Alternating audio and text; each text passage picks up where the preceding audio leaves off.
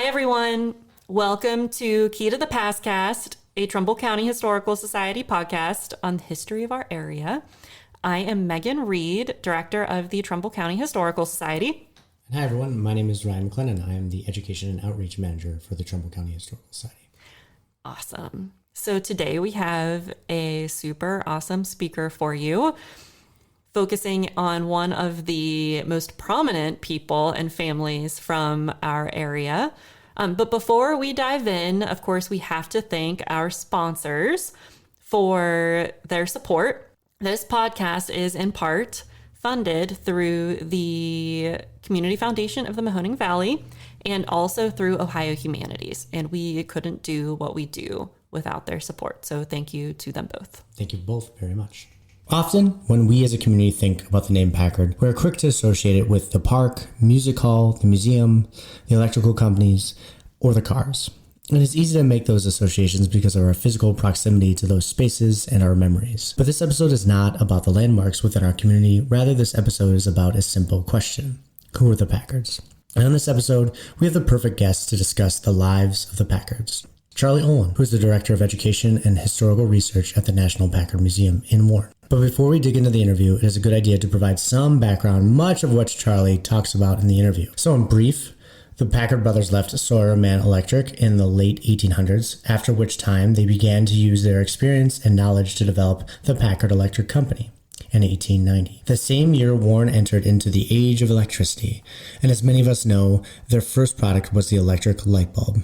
And a year before the turn of the 20th century, 1899, Packard Motor Car was built and officially established in 1902. Eventually, the brothers Packard moved the car company to Detroit and then sold it to focus more on electrical systems, which had become quite profitable.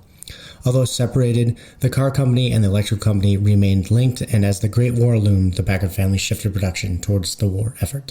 And while these family accomplishments are amazing, I also think what happens in these histories of famous families or individuals like the Packards is that there becomes a fascination with their genius or fortitude, and what is often missed is a more well-rounded understanding of the context of the time and space in which these remarkable people lived, by way of illustrating that infamy is also a product of the culture in which one is afforded opportunity. And with that being said, it's important before we dig into the interview that we discuss the progressive movement, the era in which the Packard family thrives. The progressive era had the nation viewing expansion as a symbol of wealth and progress. Invention was booming, and the nation saw the development of things like the incandescent light bulb, the Ferris wheel, the medical glove, and even the bottle cap. The progressive era saw the development of states, cities, towns, and villages. The focus on improving the quality of life, the building infrastructure, and the advancement of public education brought investment to the spotlight. The government invested money, as did private investors like Andrew Carnegie, J.P. Morgan, and James Ward Packard. The same investors later contributed to the betterment of communities by establishing libraries, land conservation, and support of public education.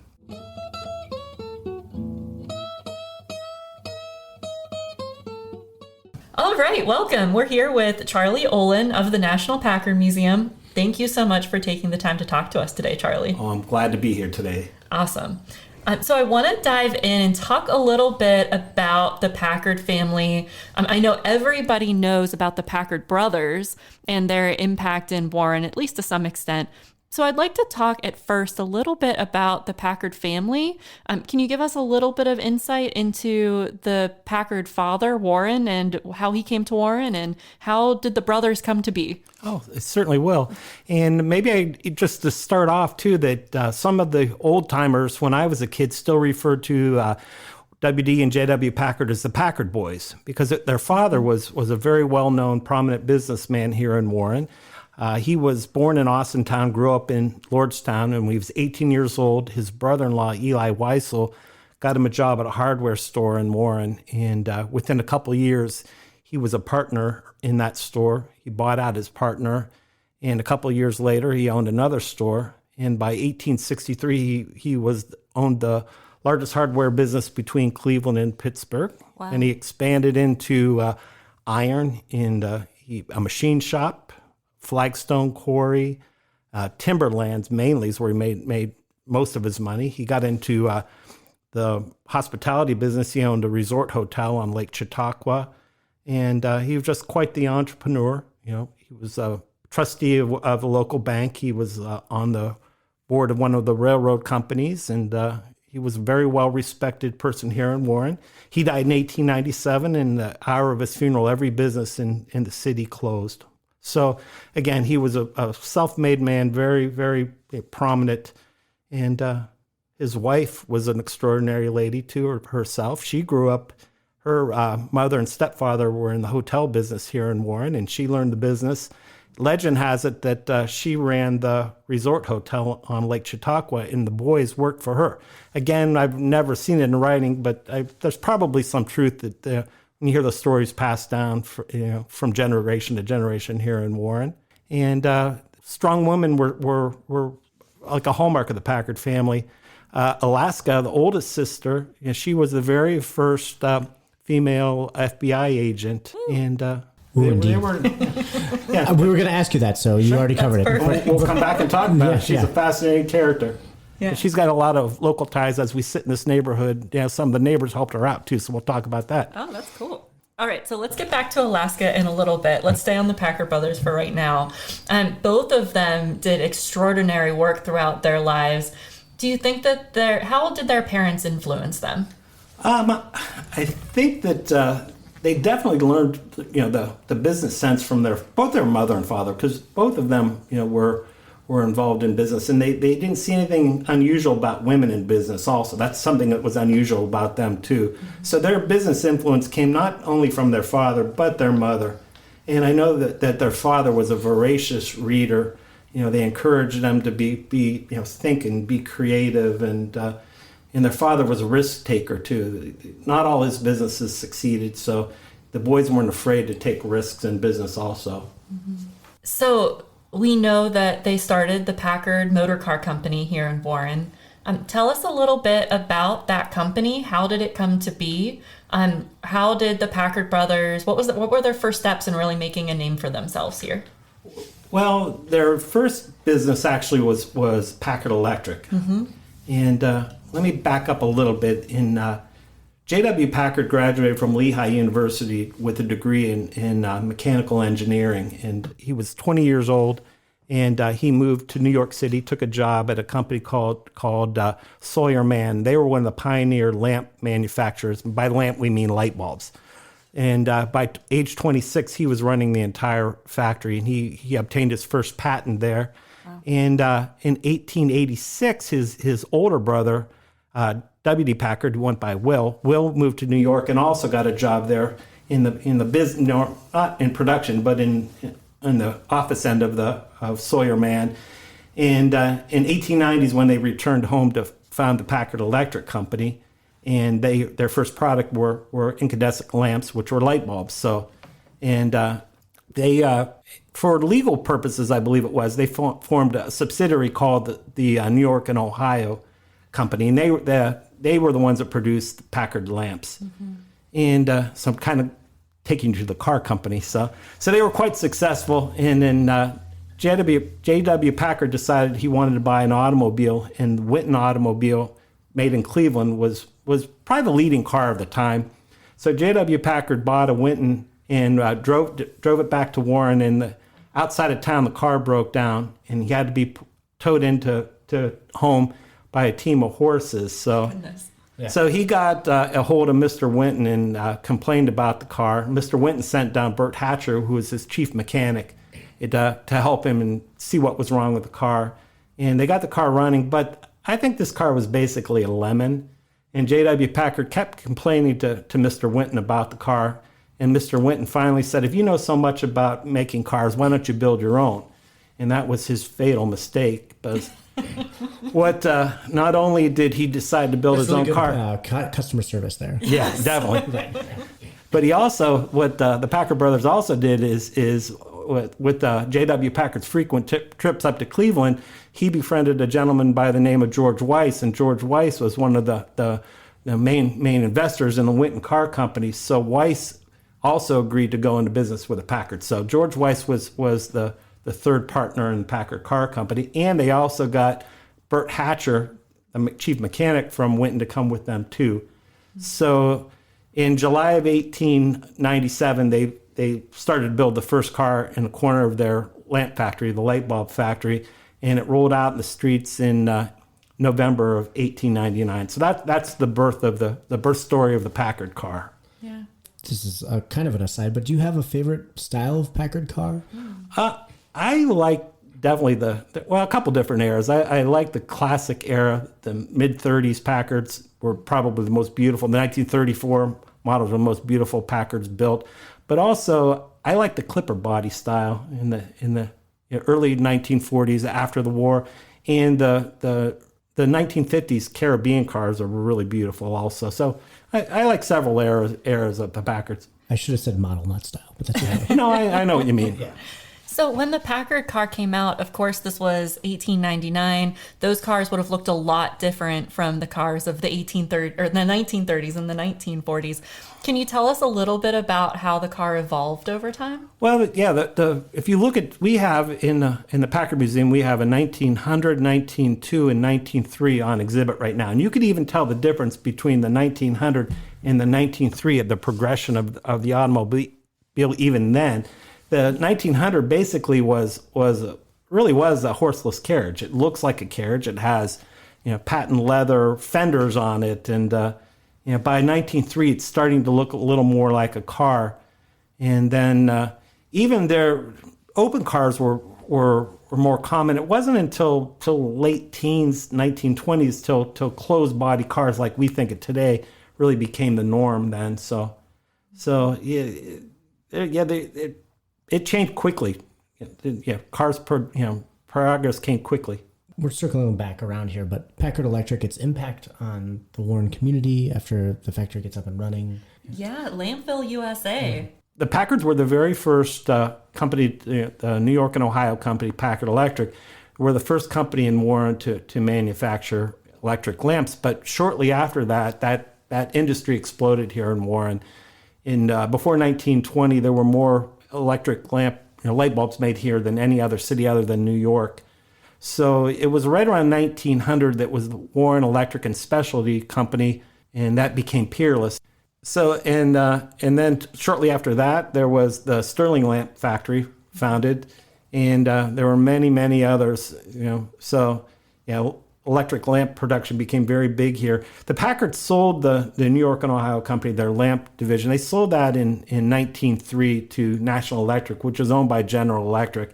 And eventually all of the Warren manufacturers were also bought out by General Electric. And General Electric then consolidated. They're the ones that built the Ohio lamp plant, the Trumbull lamp plant. There was also a Mahoning lamp plant. Mm-hmm. So the Packards were the ones that were planted the seed of Lampville here too. And Packard lamps, as well as their cars, were really known for their high quality too. I'd like to get into a little bit about the Packard Brothers and their impact on industry here as a whole. Without the Packard Brothers really revving up a lot of those early industries and the Packard family as a whole, would we have had steel here? That's an interesting question too, because Warren Packard was the first individual to open what became steel. It was an iron rolling mill here in Warren in the 1860s, right after the Civil War, with his partner Rolla Barnum. Their mill was located on South Street, kind of where the tire shop is now, by Pine Street. And they sold that around 1870. But yeah, they were he was a pioneer in the iron industry here in Warren. And yeah, I don't believe that without Warren Packard and then his sons that Warren would have ever grown as industrial as it did. And that's another thing that we were always told here growing up in Warren is some of the more prominent families, the wealthier families in Warren, were really opposed to industrialization. Warren was a really small and really bucolic community at the time, so there was a lot of opposition to that. Even Bess Packard herself was kind of she didn't like the dirty industry here in Warren. So, but that was the trade-off. Speaking of the family a little bit there, are there any sort of juicy family secrets that just aren't talked about often? Yeah, there are. We give a tour every Halloween called Skeletons in the Closet. So yeah, we talk about I love that. yeah. There's a lot of juicy stuff. We also have a program coming up, a fundraiser at the museum on March the 11th, and we're going to discuss some of the local scandals here. We're going to have characters playing Bess Packard and her friends, and they're going to talk about some of those juicy scandals. Yes, yes, there certainly are. But I keep my mouth shut about a few of them. I'll never tell. Okay. Can you give us one right now? Mary Packard's her favorite niece Gertrude was an illegitimate child. So, and her uncle would be her mother's brother was a notorious criminal. He was a safecracker and part of the Plinky Morgan gang here in Warren. So yeah, so Gertrude kind of had a sketchy past. I would say that's a juicy detail. Yeah. That's very interesting. Yeah. Also, along the same lines as the family, there are so many Packard homes that have survived today. Can you tell us a little bit about those properties now? Sure. Right, where we are now in the Edwards house, we're not too far away from the Buckeye Club, and the Buckeye Club was the home of Ward and Bess Packard from 1909 until 1924, and then a little bit south on North Park Avenue are the Packard flats, the Packard apartments. They're supposedly going to be renovated. And W.D. Packard and his son lived there with his maid, Kitty Bruder, who became his second wife. Yeah, they lived there. Carlotta, his sister Carlotta lived there also with her mother. Mary Packard actually died in the apartment there. Their uncle Frank also lived there too. That would be their dad's brother. So, and then you go down the street a little bit more on North Park, where the Packard building right on Courthouse Square next to the Park Hotel. J.W. Packard and Bess lived there. He built that building, and he had an apartment in there. And then if we go to the east side, too, on Oak Knoll is where Ward and Bess Packard, they built their mansion they moved in 1924. So it would be under construction about this time 100 years ago. And that home, that he left that to his niece in his will, and when his wife died in 1960, and she lived there. Mrs. Packard's niece lived there until she died in the 1980s. So, can we also talk a little bit about the Packard Music Hall and the Packard Park and how that all came to be? Sure. That's a great story too. That in 1911, W.D. Packard decided he wanted to do something for his hometown. He's retired. They sold the car company, the controlling interest in the car company in 1903, the lamp company in 1903 also, retired from Packard Electric in 1906. So he's looking for something to do. So he decides he wants to build a park as a gift to the people of Warren. So he bought, it was the Thomas Kinsman Farm on Mahoning Avenue. And that site actually was, the city of Warren submitted that site for the normal school, and it was rejected in favor of a site in Kent, Ohio, which became Kent State. So just think that could have been Kent State University. But when that site was rejected, W.D. Packard bought that property, and he went to city council and said that I'm prepared to give this and develop a park, but I want the city to contribute to help to build this and to maintain it. Not all the land was in city limits. They also wanted them to annex the rest of the property into the city. So city council decided that they're going to put this up to a vote, and I was explaining to Meg too that the vote was actually on a Saturday. And it passed overwhelmingly. The people agreed that to accept this gift. And so W.D. Packard then donated the property, and he bought a lot of the bonds to fund it himself. And he was really active in the development of the park. He hired his brother-in-law, Carl Foster White, White Trucking Company, White Sewing Machines. That's his youngest sister was married to Carl. And Carl designed the shelter house, the caretaker's cottage, all the buildings in the park he designed. And then he hired George Reddick, who was the landscape architect for the city of Cleveland at one time. He also did Buell Park in Sharon, and he was the landscape architect. So W.D. Packard was real hands-on in the park too. The Japanese tea house was the first tea house other than East San Francisco. Yeah. So again, he started construction of the park or the city in around 1912, and the formal dedication was in July of 1915. So, And I do have to put a little bit of a plug here for the W.D. Packard Foundation. I serve on the foundation, and over the past 5 years, we've done a lot of work to renovate the Packard tea garden, the Japanese tea garden, and do some signage in the park. And if you haven't had a chance to go down and just be in the park lately, it's a very cool spot. Yes, it is. Lots of history in the park. And I was explaining to Meg earlier that something pretty funny happened when the park was under construction. I explained that they bought the property from the Kinsman family, and John Kinsman, the farmhouse actually stood where the shelter house is now, and so it was moved across the street. It's that big house that sits on the corner of Mahoning and Kinsman. And George Reddick and W.D. Packard, when they were designing the park, they wanted to put the playground right up front, and Mr. Kinsman objected to that, and he got into quite a public battle, I would say, with W.D. Packard, with letters back and forth in the newspaper.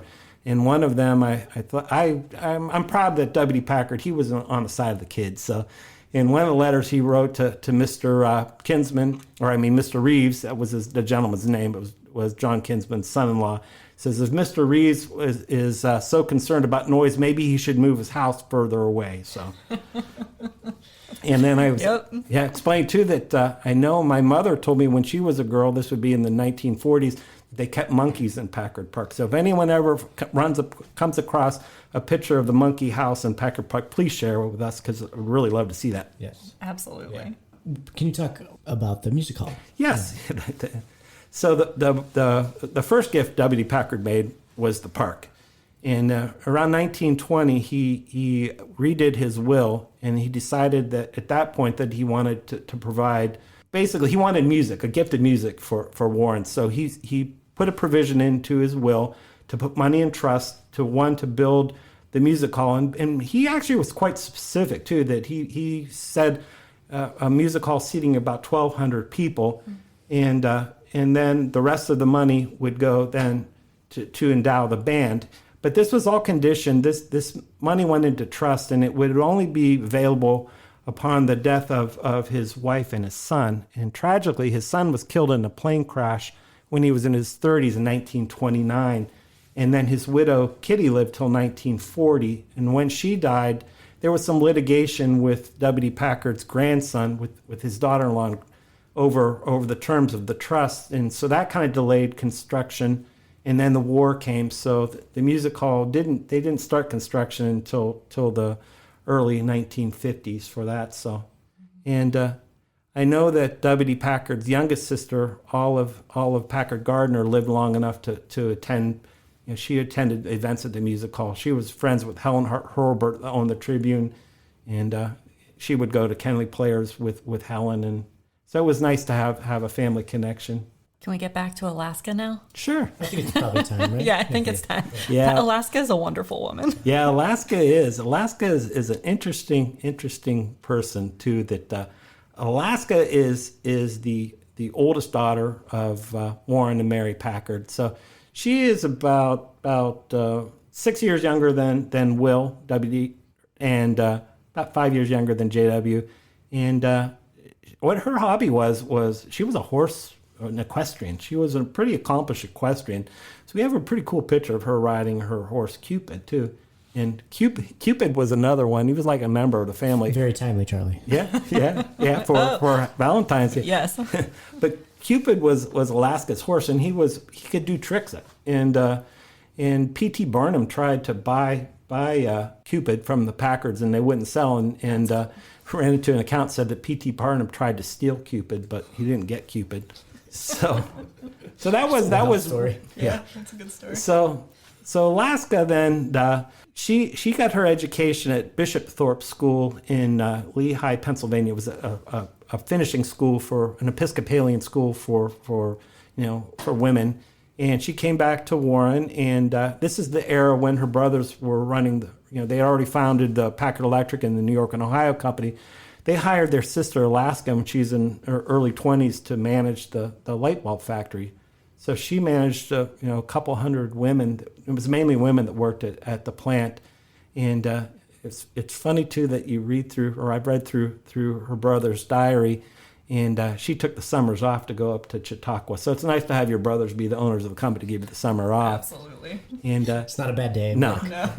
And she worked there till she was married. She married her first husband. It was an unhappy marriage, and then she had her daughter Esther, and then she retired from work at that time, she and her husband E.B. McCrum moved to Pittsburgh and Akron, and it sounds like he might have been an abusive person, and they separated, divorced, and she moved back to Warren. She worked for the lamp factory again, and eventually she remarried a gentleman by the name of Jim Davidson. Jim Davidson lived right around where we are now he lived on Monroe Street here.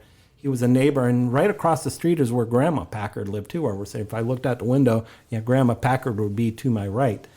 So they Alaska and Jim then, around 1910, well, they moved to Pittsburgh first, and he worked for Heinz.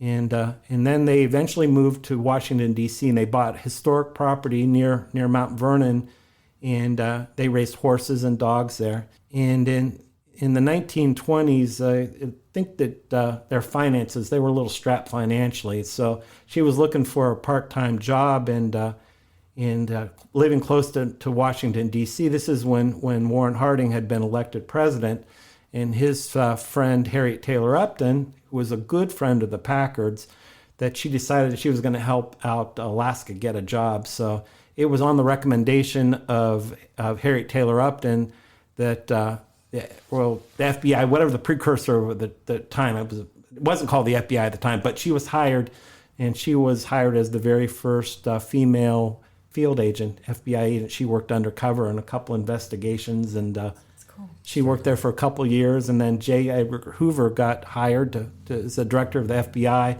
and he didn't believe in women agents, and she and the other few women were fired at that point. So she was quite the. It's not only she ran a factory, and she was the first woman that FBI agent. She was quite a fascinating character. I didn't realize the tie to Harriet Taylor Upton. I didn't either. Yeah. That's very cool. Yeah, that's one of the cool things now too. With a lot more information's online now too. I didn't know that either. How the connection with the job too. So, and even the letter that survives, that she's describing how she got the job to another woman, and she mentioned that Alaska was in a rather unfortunate marriage, and I think maybe she meant because Jim was basically from a lower class family. She didn't marry into he wasn't a wealthy man. Charlie, what do you think the legacy of the Packard family is? The legacy of the Packard family, there's a local legacy, there's a worldwide legacy. I think the local legacy is, I think a lot of us just take it for granted because everything, just this whole way of life growing up here in Warren. I turned 60 this year, and the Packard name was just everywhere. Everyone in this community, had someone in their family or a neighbor or a friend that worked at Packard Electric one time or another. And Packard Electric was basically the best place and the best employer in town. Good wages, good conditions. They treated their employees well. Good health care. You could afford to buy your own house, go on vacation, send your kids to college. It really set really created this community that was. And you look at the parks with W.D. Packard with the park, the music hall, the whole legacy of the Packard band, and even there's other philanthropy in town that people don't realize, that the Warren Public Library was near and dear to Warden Bess Packard's heart. That the old library, which is now the Trumbull County Law Library, the back portion was an addition in the 1920s, was a gift from Ward Packard. The old children's room, anyone's old like me, they can remember getting their library card and going into the children's room. That was all done. That was a gift from Bess Packard in memory of her mother, Helen Gilmer. And Trumbull Memorial Hospital, which was Warren City Hospital, is another one of Packard supported that. In the early 1930s, in the beginning of the Depression, that the hospital needed an elevator, and they didn't have any way to raise funds, or they couldn't borrow, they're so in debt.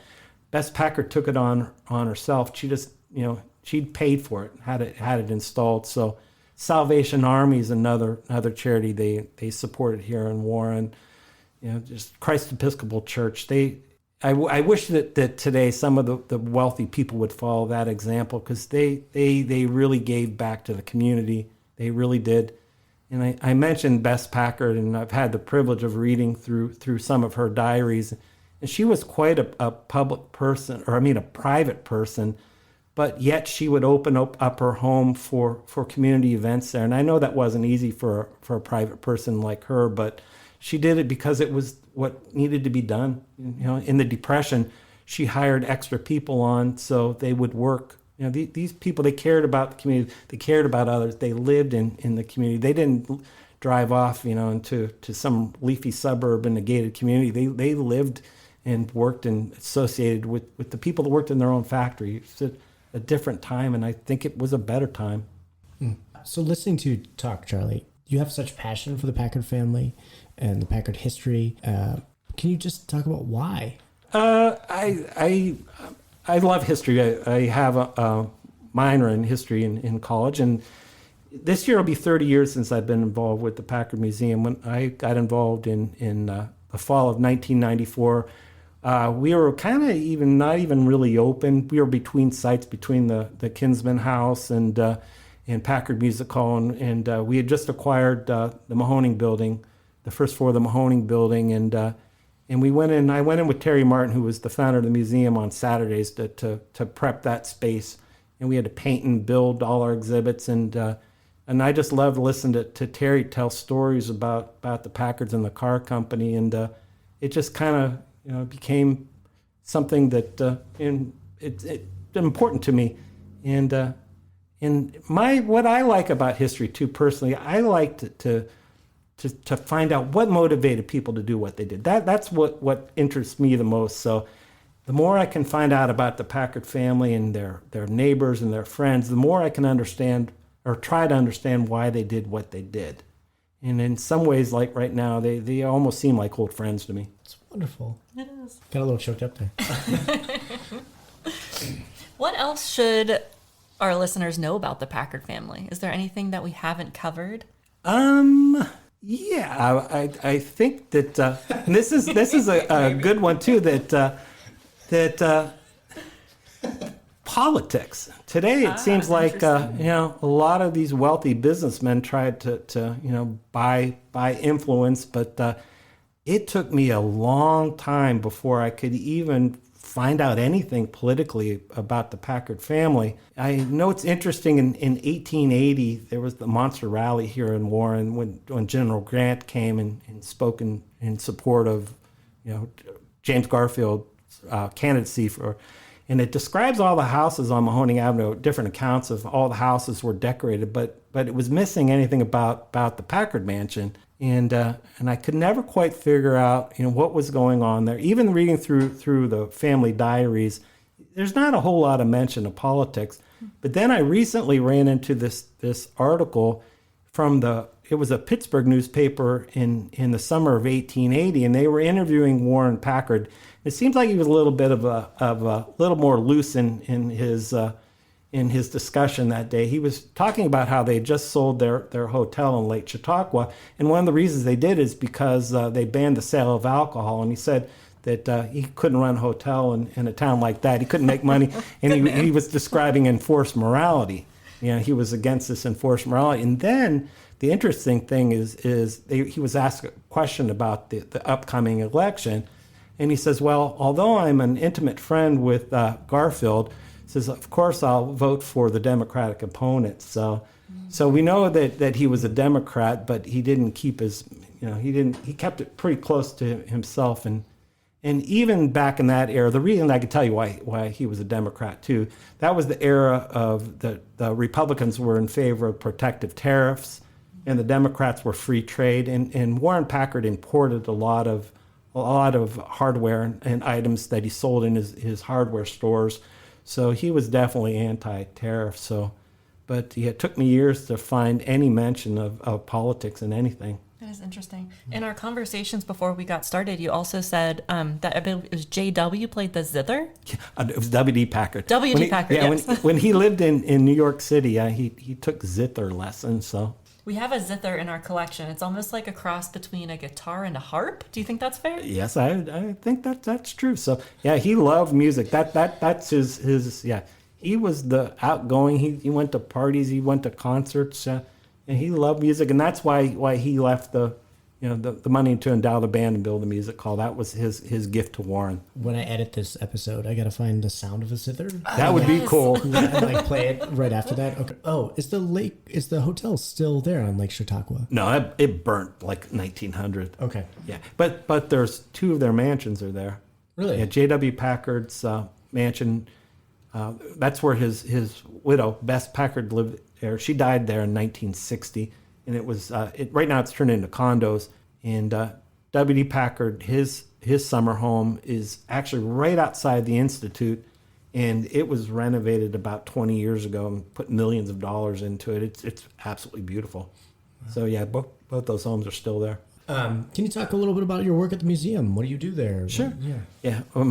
My job at the museum, I am the director of education, and I do historic research too. So, but we're pretty much a jack of all trades there. Whatever needs, we're all in museum field. We know whatever needs to be done, we do. But that's what my passion is there too. And so, I'm really working on now to really want to make all the research and files accessible. So when someone comes in, they don't have to go and find everything.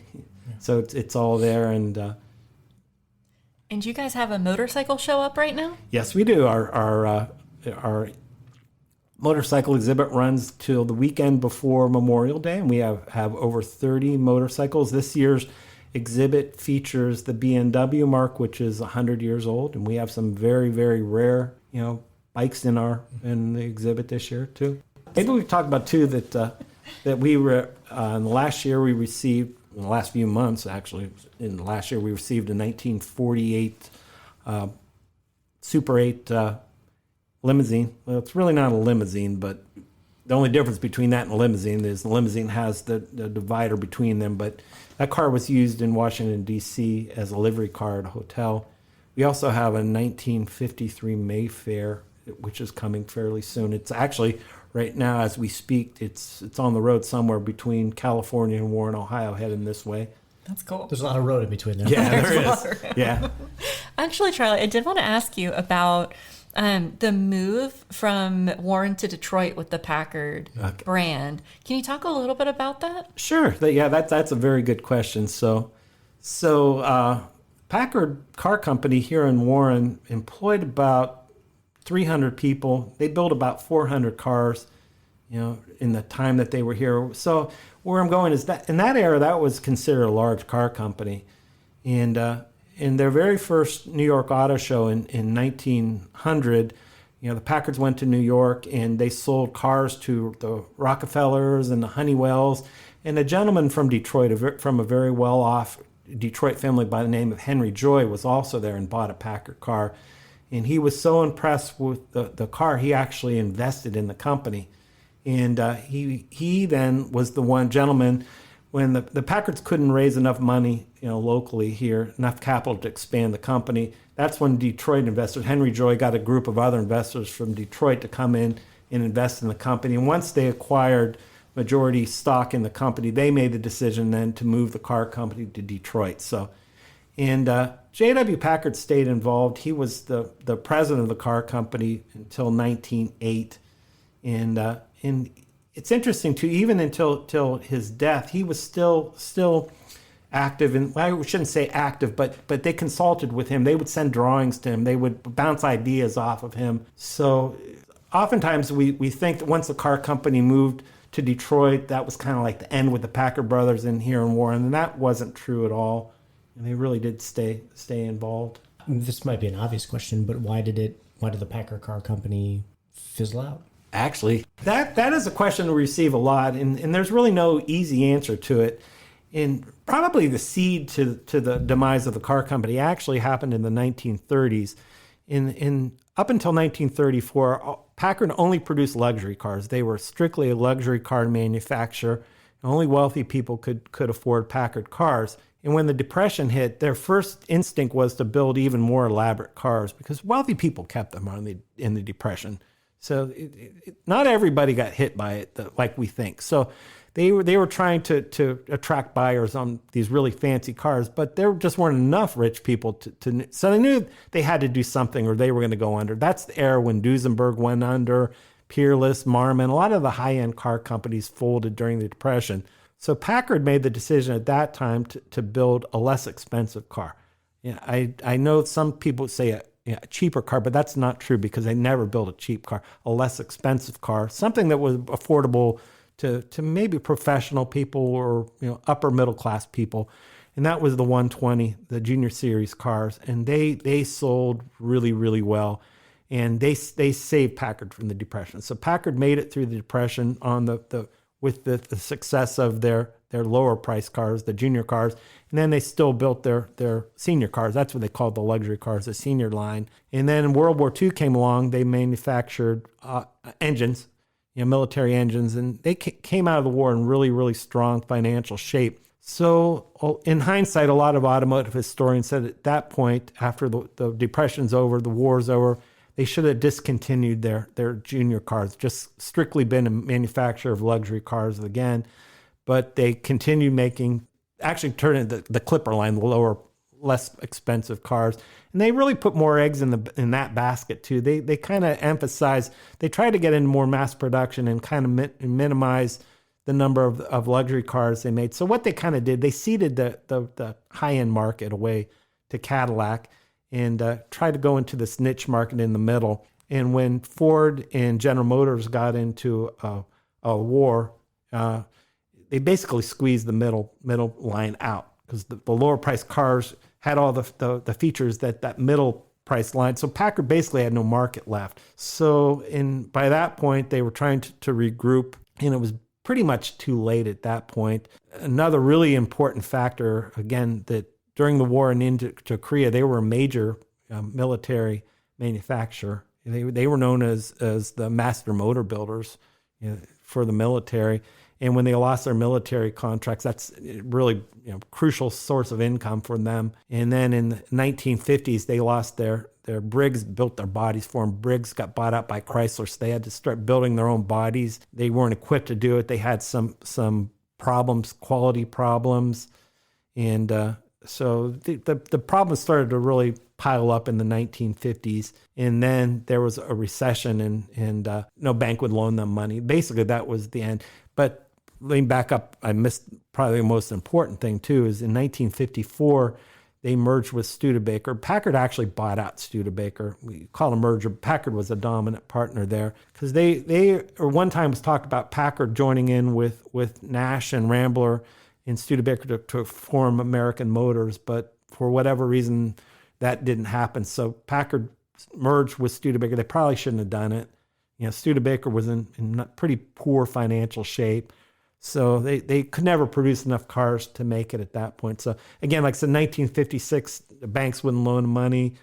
They got a bailout by Curtiss, the military manufacturer, and they closed down the Packard plant and offices in Detroit, moved production to South Bend to the Studebaker plant.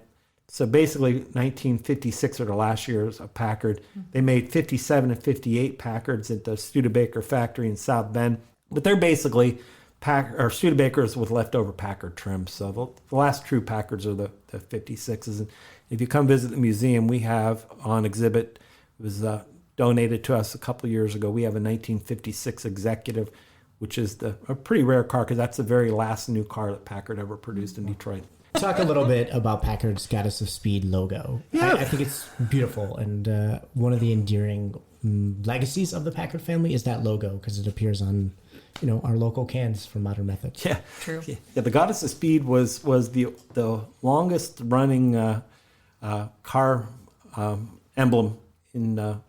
It was first used on cars in the 1920s, and basically what it was a radiator cap, and there were different iterations of the Goddess of Speed. So if you look at one from 1926 and 1936, they're different. And even into the 1950s, it became highly stylized. But the goddess, and some people also call her the donut pusher. You can hear that sometimes too. But it's really one of the iconic marks of Packard, along with their script. They also use the Packard family crest. They use the Packard hex on their wheels. So, they're distinctive marks that you can always spot today. I have one last question too. Sure. So, Charlie, I hear with the Packard automotive engineering, they had a lot of firsts throughout their day.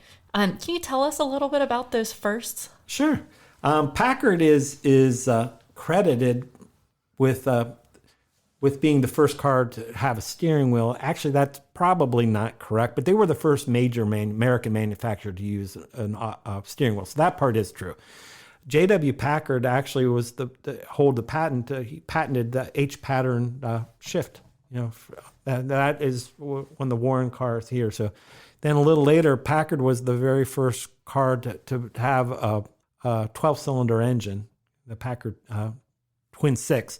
They were the first car company to have air conditioning too. So, on and on. I'm very thankful for air conditioning. Yeah, and it's the 1956 models too. It's interesting too. I was talking to a friend of ours. His name's Jay Hubbard. He's the curator at Reno Museum in Nevada, and he's a big Packard guy and a friend of ours. And Jay was telling me too that the 56 Packard just have about everything the modern car has today, except for the electronics. So that's how far advanced. Even at the very end, I'll tell you the sad story how they were coming to an end. But that's kind of the sad thing. The last year of the true Packards were really some of the best cars they ever built. I want to say thank you, Charlie. Thanks for agreeing to do this Thank you very much, Charlie. Thank you for inviting me. It's a pleasure. It is, and it's been a great conversation. Sure. I had fun.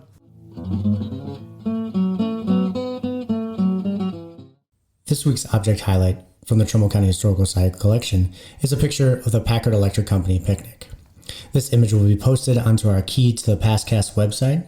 The black and white photograph is an action shot of people riding a wooden roller coaster at Geauga Lake Park on July 24th, 1937, with all the anxious and excited faces as the people riding in the metal car speed down the hill. This photograph is one of my favorite images in the collection for several reasons, but principal among them is that it provides a lens through which to look at local histories as stories of people living and celebrating the everyday. Additionally, it's just a really fun black and white photograph.